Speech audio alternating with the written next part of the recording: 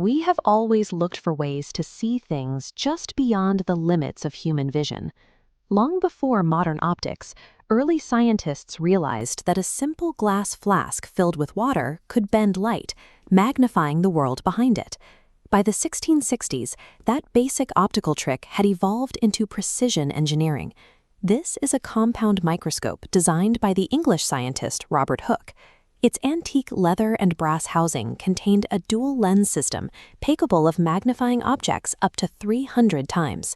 Hooke used this tool to examine a thin slice of cork. Rather than seeing a solid piece of wood, he found a repeating geometric honeycomb made of tiny, hollow compartments. This historical drawing shows exactly what Hooke observed, marking the distinct regions A and B. These stacked rows reminded him of the small, bare rooms where monks lived, so Hooke named them cells, the term used in science today to describe the basic unit of life. Around the same time, Dutch scientist Antonie van Leeuwenhoek crafted even sharper lenses. When he looked at a drop of pond water, he discovered it was teeming with active, moving, single-celled microbes. These early lenses proved a microscopic world existed, but there was a major biological obstacle. Because these tiny structures were almost entirely transparent, early scientists could see the outlines of life, but could not observe the machinery working inside. To solve this transparency problem, modern biologists use chemical stains like red safranin or methylene blue. These dyes are absorbed by the internal components, creating high-contrast silhouettes that reveal the cell's hidden structure. This is the result of staining an onion peel. The highly organized, rectangular structure is now visible. The stark purple borders separate each unit, and the distinct dark blue nuclei act as the control centers for every cell in the grid.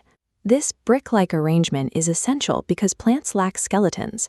They rely on a tough outer cell wall for support. Inside, a large sac called a vacuole fills with water, pushing against that wall to create the internal pressure that keeps the plant upright. Animal cells, like these human cheek cells, have a different requirement. They appear as irregular polygons because animals have internal skeletons for support. Instead of a rigid wall, these cells are defined by a thin, flexible membrane. Staining proved that Hooke's compartments are dense, active environments. Their physical designs are specifically engineered to meet the structural and survival needs of the organism they build. Inside a complex body, a cell's physical form is dictated entirely by its biological job. Consider the human nerve cell, or neuron. While a cheek cell is flat and compact to form a protective lining, a neuron must transmit electrical signals across the body. To do this, it grows into a long, highly branched wire. While neurons work as part of a massive network, other cells survive entirely on their own. An amoeba consists of exactly one cell, yet it manages movement, digestion, and reproduction independently by constantly shifting its irregular shape.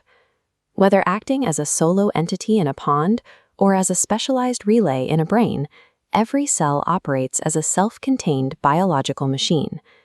Individual cells are microscopic, yet they form the foundation for massive, multi-layered organisms like us.